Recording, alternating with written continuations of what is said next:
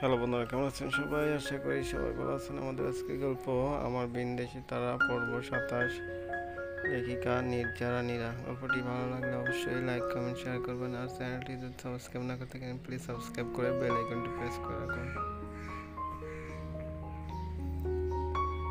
গেঞ্জিটা হাতে নিয়ে আমার দিকে আসতেই আমি পিছু হটতে লাগলাম।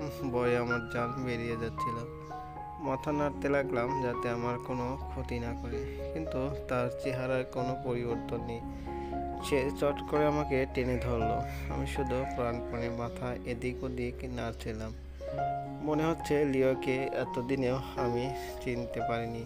সে এতটা খারাপ হবে ভাবতে পারিনি। এরপর লিও আমাকে জড়িয়ে ধরে আমার দু হাত পিছনে মুড়িয়ে ফেললো। তারপর হাত দুটো তার গেঞ্জি দিয়ে বেঁধে ফেললো। আমি লিওর উদ্যম উষ্ণ বুকের স্পর্শে কান্না করে দিচ্ছিলাম। হাত বাঁধা শেষে লিও জড়িয়ে ধরা অবস্থায় আলতো করে আমার পিঠে হাত রেখে বোলাতে লাগলো। কানে কানে শক্ত গলায় ফিসফিস করে বলল, Meera, don't afraid, I am doing nothing, just be normal. এরপর আমার দিকে তাকিয়ে জোর গলায় ধমকে উঠল, নর্মাল হও মীরা, নিঃশ্বাস নাও। আমি তখনও ফোঁপাচ্ছিলাম। এরপরও লিও নিয়ে যেতে চাইলে আমি গেলাম না, ঠায় দাঁড়িয়ে রইলাম। লিও হাঁপ ছেড়ে বলল, তুমি আমার জন্য কোনো চয়েস রাখলে না princess, I had to do it. এই বলে সে আবারও আমাকে কাঁধে তুলে ফেললো। এবার সুবিধা করতে না পারায় আমি পেটে ব্যথা পেলাম, কিন্তু না কিছু বলতে পারলাম না কিছু করতে পারলাম। সরাসরি হেঁটে হোস্টেলে গেটে আসতে আরও দুজনকে দেখতে পেলাম। তারা গেটটা খুলে দিল। মুখে রুমাল বাঁধা থাকায় চিনতে পারলাম না। গার্ডদের কেউ কোথাও যাচ্ছে না। আমার মনে মনে প্রচণ্ড ক্ষোভ হতে লাগলো, কিন্তু কিছু করতে পারছিলাম না। লিও তার কারের সামনে আমাকে নামিয়ে আমার বাহু ধরে রাখলো। হাত বাঁধা অবস্থায়ও আমি জোরাজুরি করছিলাম ছাড়ানোর জন্য, কিন্তু সে আমাকে পাত্তাও দিল না। এক হাতে আমাকে ধরে রেখে অপর হাতে ডোর খুলে ভিতরে ঠেলে ঢুকিয়ে দিলাম। তারপর ডোর লাগিয়ে দ্রুত অপর দিকে ঘুরে এসে ড্রাইভিং সিটে বসে গেলাম। আমি ফোঁপাতে ফোঁপাতে অনেক কিছুই বলছিলাম, কিন্তু সেগুলো গো শব্দ বাদে অন্য রূপে বেরোলো না।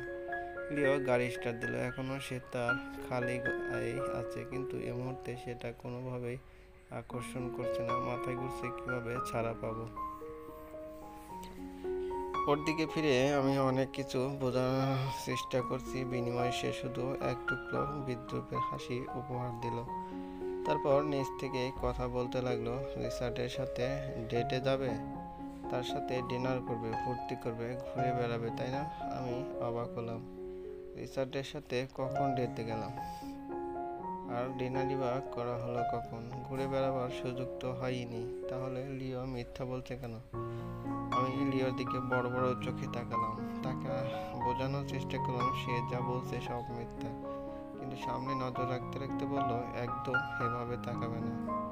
আমার সাথে সাধারণ লাঞ্চ করতে বললে দুনিয়ার সব এক্সকিউজ চলে আসে, আর রিচার্ডের সাথে বলতে বলতেই ডেটের মজা আমি বোঝাচ্ছি।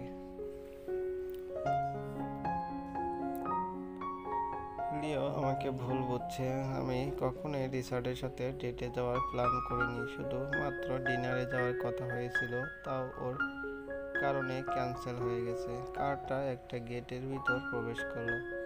আমি স্পষ্ট বুঝতে পারছিলাম এটা লিওদের ম্যানশন, কারণ মাঝরাত হলেও ল্যাম্পপোস্টের আলোয় সব কিছু বোঝা যাচ্ছে। চারদিকে একটানা ঝিঝি পোকার শব্দ শোনা যাচ্ছে। কালা বাদুড়গুলো চিচি করে উড়ে বেড়াচ্ছে। কার নিঃশব্দে থামলো বাড়ির মুখে গিয়ে। থামতেই সাকিরা লেজ নাড়তে নাড়তে চলে এলো। এরপর লিও নিজে নেমে আমাকে বের করলো। আমাকে বন্দি দেখে সাকিরা ঘেউ করে উঠলো, আর সাথে সাথে লিও তাকে ইশারা করলো চুপ থাকতে। সাকিরা চিকন সুরে আর্তনাদ করে চুপ হয়ে গেল। লিও আমার বাহু ধরে ভিতরে নিয়ে গেল। ওর দ্রুত হাঁটার সাথে তাল মেলাতে না পারায় বারবার হোঁচট খাচ্ছিলাম। ভিতরে প্রবেশ করতেই আমার হৃদস্পন্দন বেড়ে দ্বিগুণ হয়ে গেল। বিকট আওয়াজে সেটা হাতুড়ি পেটা করছিল। আমি স্পষ্ট শুনতে পাচ্ছিলাম। অজানা আশঙ্কায় মনটা ভারী হয়ে যাচ্ছিল। লিও আমাকে ডাইনিং টেবিলের চেয়ারে বসিয়ে দিল।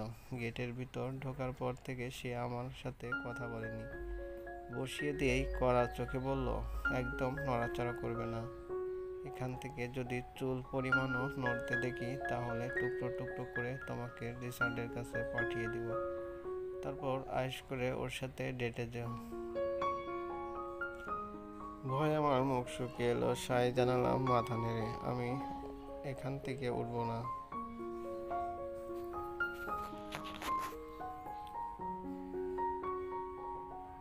লিও ভিতরে চলে গেল। আমি একা একা শুধু আমার হৃৎপিণ্ডের টিপ টিপ শব্দ শুনতে পাচ্ছিলাম। ভয়ে মুখটা এদিক ওদিকও নাড়াচ্ছিলাম না। মনে হচ্ছিল লিও পিছনে দাঁড়িয়ে আছে আর আমাকে নড়তে দেখে খপ করে মুখ ধরে ফেলবে। বলবে, তোমাকে না নড়তে বারণ করেছি, তারপরও কেন নড়লে? এই বলে বড় একটা রামদানি আমাকে কোপাতে আসবে। অথচ আমি কি সুন্দর স্বপ্ন দেখেছিলাম যে লিও আমার কাছে মাপ চাইবে, কান ধরে উঠবোস করবে, কিন্তু তেমন কিছু হচ্ছে না, বরং আমার জানটা নিয়ে ফেলার জন্য সমস্ত প্রস্তুতি করে রেখেছে। শাকিরা আশপাশে ইতস্ততভাবে ঘোরাফেরা করছে, কিন্তু কাছে আসছে না।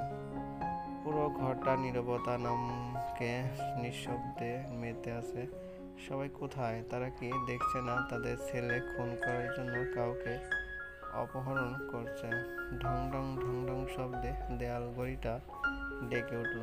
আমি চমকে দেওয়াল ঘড়ির দিকে তাকালাম। ভোর হতে আর কয়েক ঘন্টা বাকি মাত্র।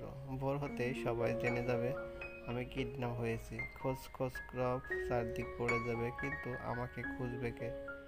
ভাবতে ভাবতে দেয়াল ঘড়ির নিচে চিকন লুকিং গ্লাসটায় নজর গেল। আটকে উঠলাম সেটাতে নিজেকে দেখে। কি অদ্ভুত বিভৎস দেখা যাচ্ছে আমাকে। লিওর ওয়ার্নিং এর কথা মাথা থেকে চলে গেল। আমি উঠে গিয়ে লুকিং গ্লাসটার সামনে দাঁড়ালাম। চুলগুলো খোলা ছিল। এমনিতেই আমার চুল লম্বা আর গোছানো থাকে, কিন্তু এত ধস্তাধস্তিতে চুলগুলো পাখির বাসার ন্যায় চারদিকে ছড়িয়ে ছিটিয়ে আছে। কয়েক গাছি চুল মুখের উপর পড়ে আছে। কালো রুমালের সাথে কিছু চুল মুখের সাথে আটকে প্রচণ্ড চুলকানি হচ্ছে। চোখ দুটো কান্নার জন্য ফুলে আছে। ঘুমানোর আগে লং স্কার্ট আর শিজুকার লাফানোর দৃশ্য সম্বলিত একটা গেঞ্জি পরেছিলাম। সেটা অবিন্যস্ত হয়ে আছে। গেঞ্জিটার গলা বড় হওয়ায় আমার ডান কাঁধের এক পাশটায় প্রায় বেরিয়ে এসেছে। সেখানে আমার লাল অন্তর্বাসের ফিতাটা একটু করে দেখা যাচ্ছে। সেই সাথে বুকের ছোট তিলটাও স্পষ্ট বোঝা যাচ্ছে। ইস, কি লজ্জার কথা! আমার স্কার্ফটাও নেই। এই অবস্থায় আমি লিওর সামনে ছিলাম। লজ্জায় মাটির সাথে আমার মিশে যেতে ইচ্ছে করছে। তাড়াতাড়ি মাথা দিয়ে গেঞ্জির এক পাশটা টানার চেষ্টা করলাম, কিন্তু তেমন সফল হলাম না। তাই মাথা এপাশ ওপাশ নাড়িয়ে চুলগুলো বহু কষ্টে কাঁধের উপর নিয়ে অন্তত চুল দিয়ে হলেও খোলা কাঁধটা ঢেকে দিলাম। মীরা! আমি চমকে উঠে পিছু পেলাম। লিও আমার বেশ কিছু দূর দাঁড়িয়ে আছে, হাত দুটো বুকের কাছে মোড়ানো, কিন্তু চোখ দুটো তীক্ষ্ণ দৃষ্টিতে আমাকে দেখছে। আমি ঢোক গেলাম। বুকটা আবারও ভীষণ শব্দ করছে। ওর দিকে তাকিয়ে ধীরে ধীরে এক পা করে এগিয়ে এসে চেয়ারটাতে বসে এলাম।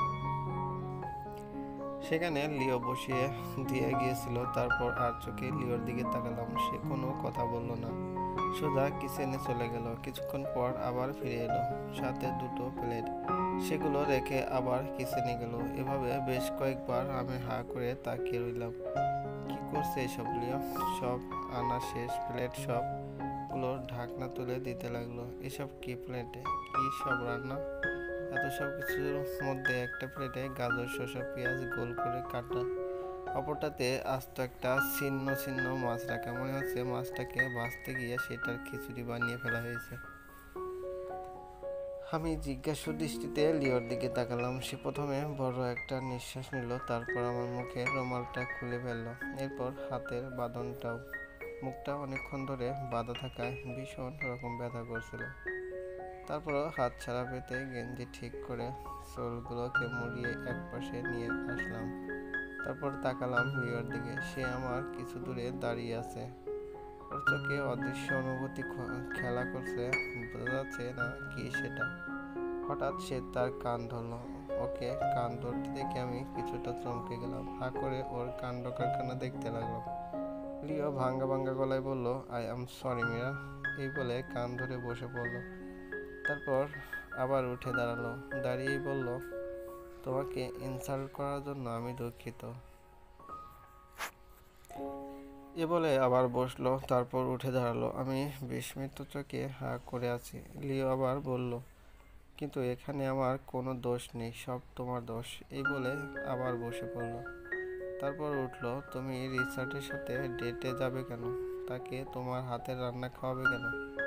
এরপর আবার উঠবস বলল, আমার খুব রাগ হচ্ছিল, তাই কি করে ফেললাম নিজেও জানি না। পরে ভুল বুঝতে পেরে তোমাকে খুঁজছিলাম, কিন্তু তুমি ভার্সিটিতে আসছিলে না, হোস্টেল থেকে বেরোচ্ছিলও না, হোস্টেলে আমাকেও ঢুকতে দিচ্ছিল না। তো তো আমি আর কি করতাম? কিডন্যাপ করা ছাড়া আমি আর কোনো পথ দেখলাম না। এতক্ষণ আমার ভয় হচ্ছিল, কিন্তু এখন এসব শুনে ভয় উবে গিয়ে প্রচণ্ড রাগ হলো। মনে হচ্ছিল ওর চুল সবগুলো মুঠো ধরে ছিঁড়ে ফেলি। এরপর লিও একটু এগিয়ে এসে বলল, এই দেখো, সেদিন তুমি যা রান্না করেছিলে সব আমি নিজ হাতে রান্না করেছি। চিংড়ির মালাই কোপ্তা, ইলিশ ভাজা, আলু ভর্তা, শুটকি ভর্তা, আর ওটা কি যেন নাম ভুলেই গেছি। লিও আমাকে এসব দেখাচ্ছিল, কিন্তু আমি ওকে দেখছিলাম। আমার রাগে মাথা ফেটে যাচ্ছিল, শরীর থরথর করে কাঁপছিল, হাত নিষ্পিস করছিল। কিডন্যাপ করার সময়, বিশেষ করে যখন সে গেঞ্জি খুলে ফেলছিল, তখন আমি কি পরিমাণ ভয় পেয়েছিলাম সেটা শুধু আমি জানি। লিও আমার দিকে তাকিয়ে বলল, এসব আমি নিজ হাতে রান্না করেছি, প্লিজ আমাকে মাফ করে দাও। রাগটা নিয়ন্ত্রণের বাইরে চলে গেল। নিজেকে কন্ট্রোল করতে পারলাম না। হামলে পড়লাম লিওর উপর। চর, ঘুষি, কিল, আছর, কামড় যা পারলাম। যতক্ষণ আমার শক্তি কুলালো ততক্ষণ লিওকে মারলাম। চলবে। গল্পটি ভালো লাগলে অবশ্যই লাইক, কমেন্ট, শেয়ার করবেন। আর চ্যানেলটি যদি সাবস্ক্রাইব না করে থাকেন, প্লিজ সাবস্ক্রাইব করে বেল আইকনটি প্রেস করে রাখুন।